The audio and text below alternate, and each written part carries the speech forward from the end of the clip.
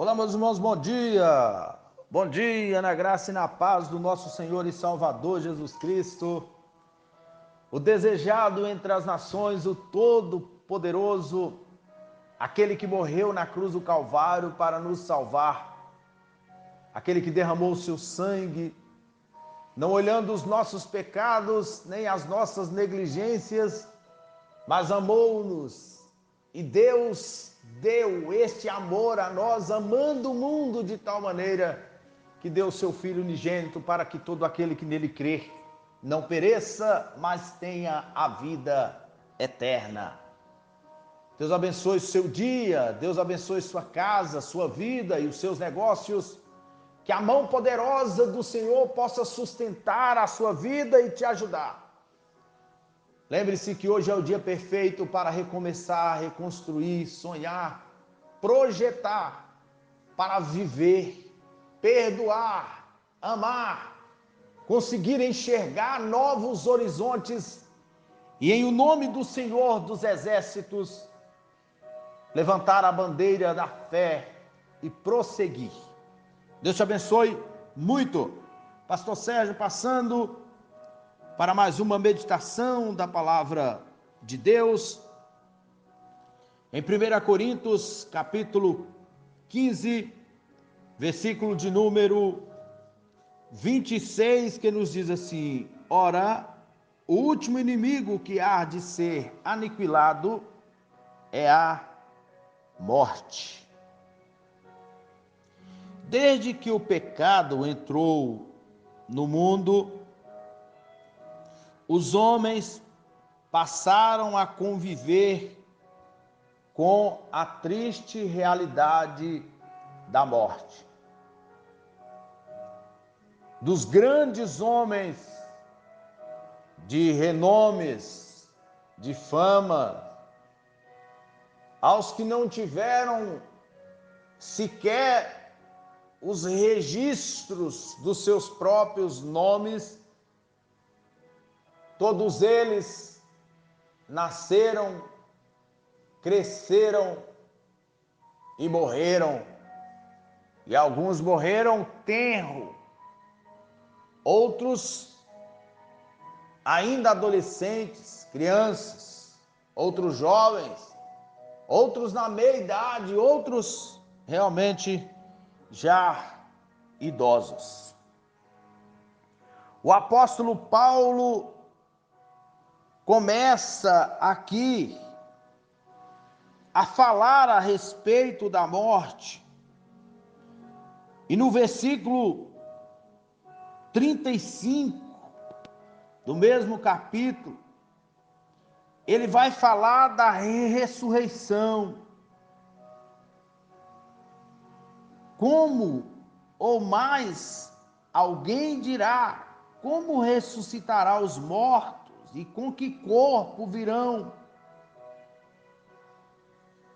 Havia uma preocupação naquela época se ressuscitaria ou não após o término desta vida aqui. A morte é o primeiro efeito ou manifestação visível do pecado e será o último inimigo a ser vencido, do qual nós seremos salvos. É em Gênesis capítulo 2, no versículo 17, que aparece pela primeira vez a palavra morte, e que traria consequências funestas de dor e angústia. Lá está dizendo: e tomou o Senhor Deus o homem e o pôs no jardim do Éden para lavrar. Aí no versículo 17 Mas da árvore da ciência do bem e do mal dela não comerás, porque no dia em que dela comeres, certamente morrerás.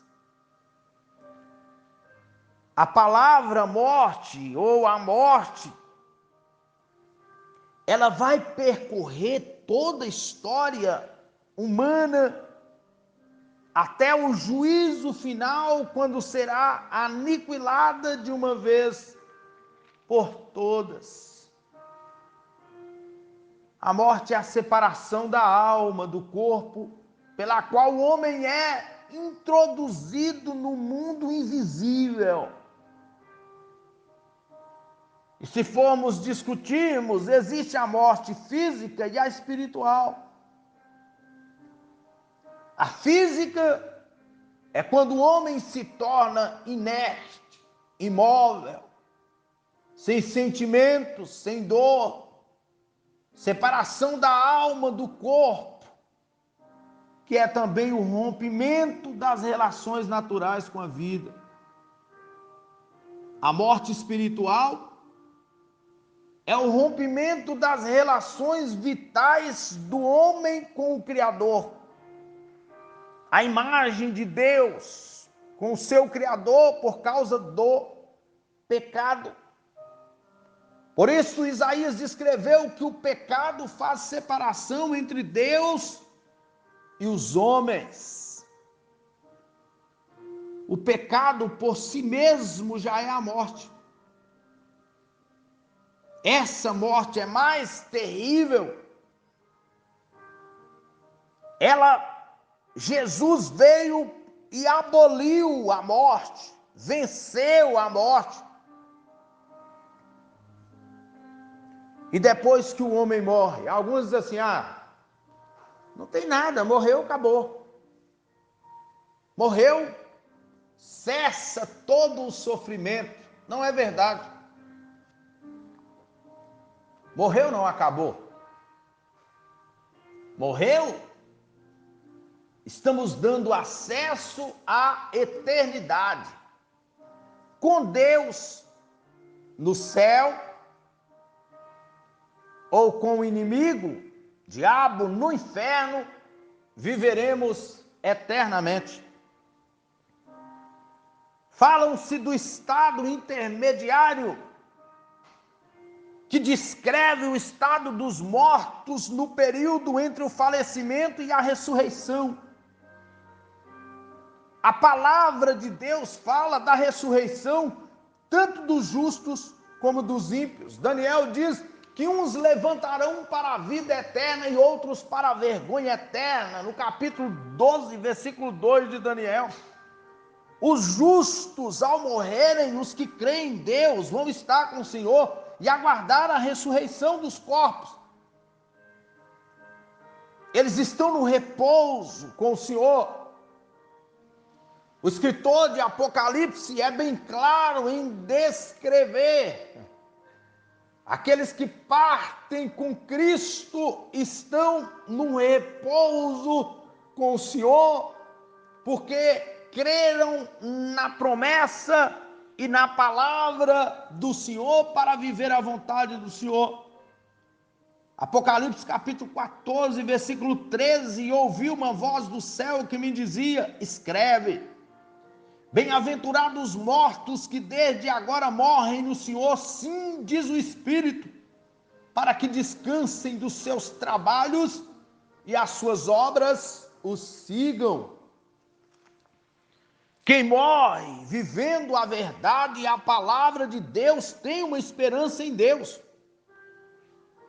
Os ímpios, no estado intermediário, já experimenta as agonias do inferno.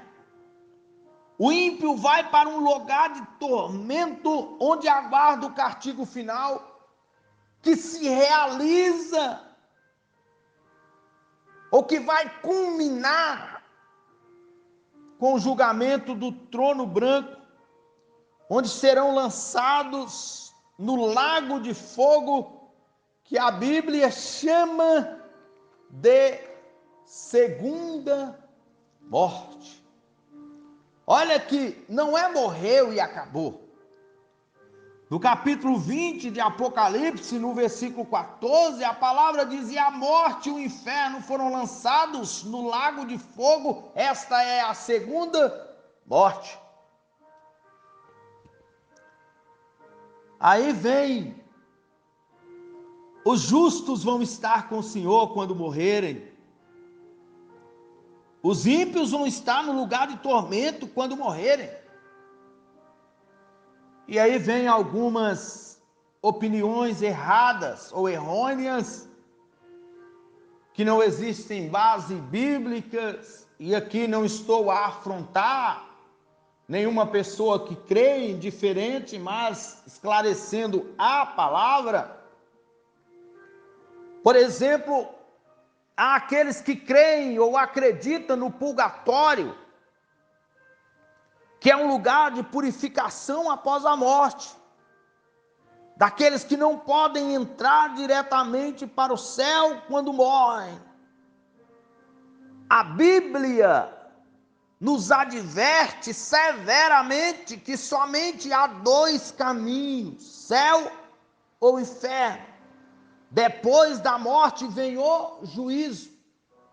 Hebreus capítulo 9, versículo 27, e aos homens está ordenado morrer uma só vez, e depois disso segue-se o juízo. Não há um purgatório na Bíblia em que se pode afirmar. Os espíritas ensinam a possibilidade da comunicação com os espíritos dos entes falecidos, dos queridos, por meio de médiuns. A Bíblia diz que os que estão lá não podem passar para cá. Levítico capítulo 16, ou Lucas capítulo 16, versículo 23. A Bíblia, desde o Antigo Testamento, ela condena a comunicação com os mortos, até porque estes mortos não podem voltar. Eles não têm mais como estar aqui. Imagine os senhores que nos ouvem, que seria até muito interessante, porque muitos mistérios, se isso fosse verdade, seria desvendado. O número de gentes desaparecidas, até mesmo nessas contas que impressa, principalmente nas contas de águas, das agências, no nosso caso aqui da Copasa, as fotos e o dia que a pessoa desapareceu e que nunca mais achou. Se fosse possível comunicação com mortos, eles diriam onde estavam.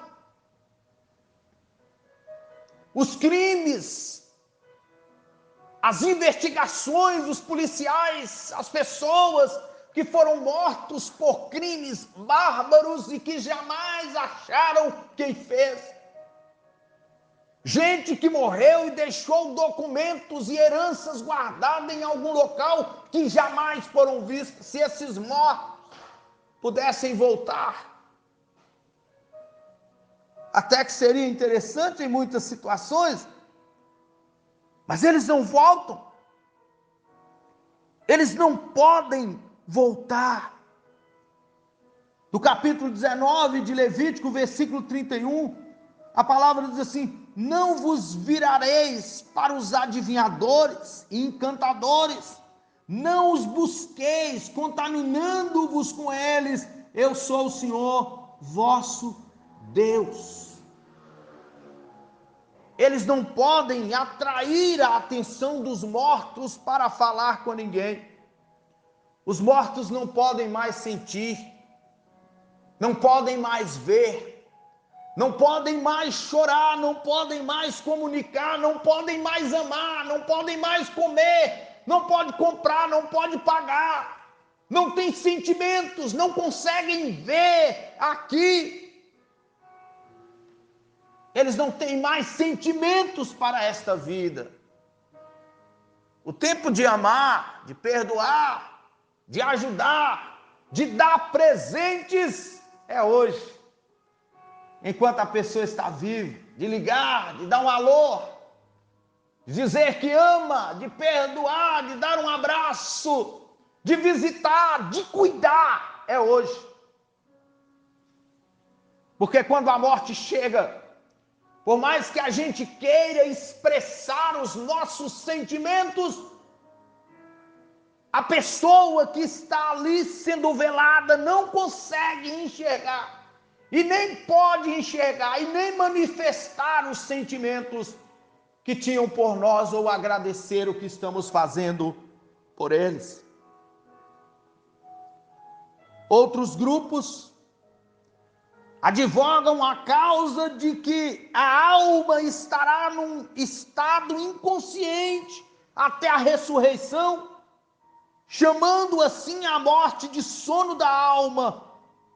E pelas Escrituras nós sabemos que a alma do homem estará consciente.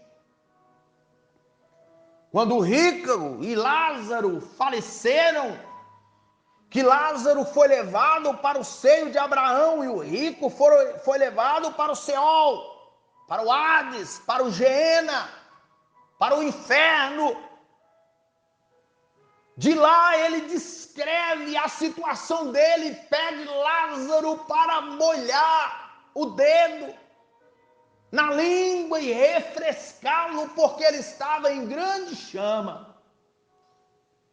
E Lázaro responde, ou o Senhor responde que não pode, porque quem estava de lá não podia passar para cá e quem está de cá não podia passar para lá. Não é igual uma cidade que você pode mudar de uma cidade para outra, de um país para outro, não. Gente, a morte é uma realidade. Não há meio de escapar dela. Todos nós que nascemos, crescemos e estamos aqui, somos candidatos em potencial a morrer. Amanhã nós podemos não estar aqui.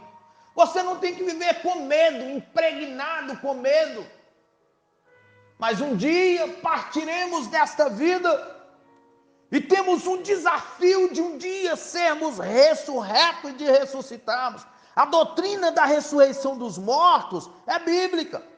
Significa, de modo geral, a união da alma e espírito no seu corpo após a morte física. Essa união, a Bíblia descreve que no arrebatamento, aqueles que forem arrebatados, que já estiverem morrido em Cristo, eles ressuscitarão e terão seus corpos transformados em um corpo incorruptível. Daniel fala sobre isso, mas que alguns vão ressuscitar para o fogo eterno, para a vergonha eterna. A ressurreição, na realidade, há de acontecer. A primeira, quando a Bíblia fala da ressurreição, são daqueles que morreram e que vão ser ressurretos no período do arrebatamento para entrar no milênio, governando com Cristo, para estar nas bodas do Cordeiro com Cristo. Desde a antiguidade, os judeus criam na sobrevivência da alma e na sua imortalidade, na existência futura após a morte física, já que Deus é o Deus de seus pais, e os patriarcas criam assim. E Deus não é o Deus dos mortos. Os discípulos pregaram ressurreição. E há na Bíblia situações em que o Senhor ressuscitou.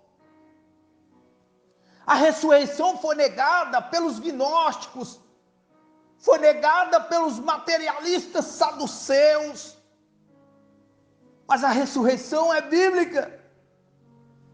Jesus há de ressuscitar os que creem nele, a ressurreição dentre os mortos, que é a ressurreição escatológica dos santos que dormem no Senhor, cuja base fundamental é o nosso Senhor Jesus Cristo. Eles são as primícias de Cristo. Eles vão ressuscitar por ocasião de Cristo.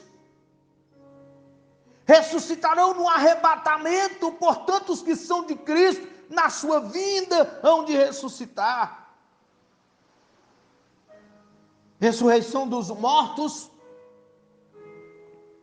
é a ressurreição para a segunda morte, dos que morreram mortos espiritualmente, e em seus delitos e pecados eles ressuscitarão para serem julgados, e daí ser lançado no lago de fogo, que é a segunda morte. Serão lançados lá. Sabe o que é interessante? É que, embora sendo verdade e sendo uma realidade, nós não gostamos de falar de morte. A gente quer falar de vida, e é bom falar de vida. Mas a morte é uma realidade. Eu sei que você que me ouve já perdeu pai, ou mãe, ou sobrinho, ou tio, ou filho, ou filha, ou amigo, ou amiga, ou ente querido. Alguém querido você já perdeu. E alguns não conseguiram cicatrizar as feridas da perca desse ente querido que partiu. Mas a sua dor e a sua tristeza não conseguirá trazê-lo de volta para a sua vida. Deixar de viver não os trará de volta para a sua vida. Se já partiu, aceita com gratidão. Não deixe de viver porque o seu ente querido morreu. Não deixe de sonhar a passagem dele por esta vida ou dela. Foi o tempo que Deus determinou. No Salmo 139, Deus contou nossos dias.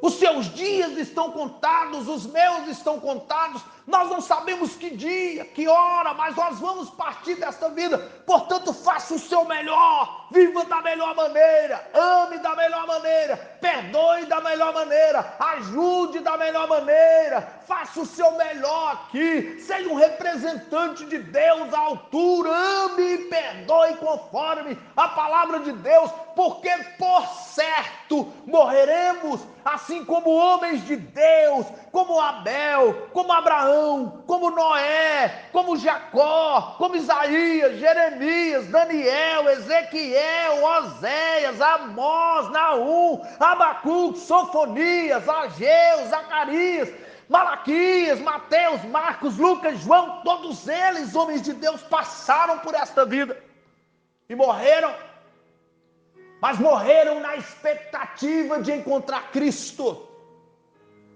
Se você tiver que partir desta vida hoje, não creia em mentiras. O purgatório não pode salvar ninguém porque não existe. A comunicação entre os mortos não é verdadeira, senão eles revelariam todas as situações contrárias que existem. Uma coisa é verdade, você está vivo, está me ouvindo, e hoje há esperança para nós, há alegria para nós, há amor para nós, há oportunidade para nós. Nós estamos vivos, façamos o nosso melhor e dediquemos em amar a Deus, obedecer a Deus, viver a palavra de Deus, para quando partirmos desta vida, morarmos no céu. Por isso que Jesus pregou sobre arrependimentos de pecados, por isso que Ele nos resgatou quando nós estávamos mortos em delitos e pecados, e nos deu a salvação. E a salvação está aberta hoje para a vida de cada um de nós, a sua casa.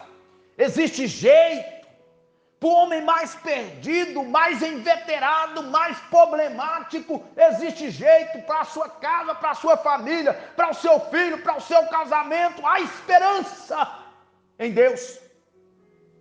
Ó Senhor Deus, em nome de Jesus oramos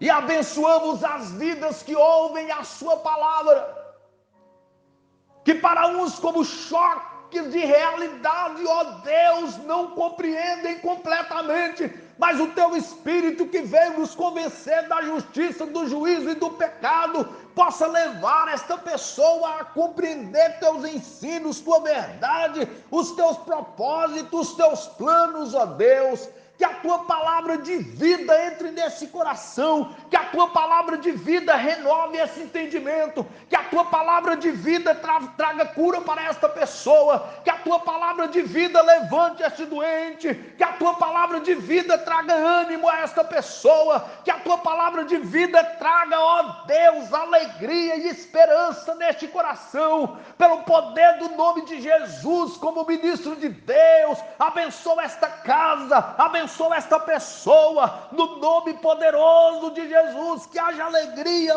paz e esperança nesta vida, Senhor, no nome de Jesus. Repreendemos todo o mal, toda obra das trevas, de feitiçaria, ó Deus, toda intuição do maligno e perseguição do maligno, e abençoamos estas pessoas, no nome poderoso de Jesus.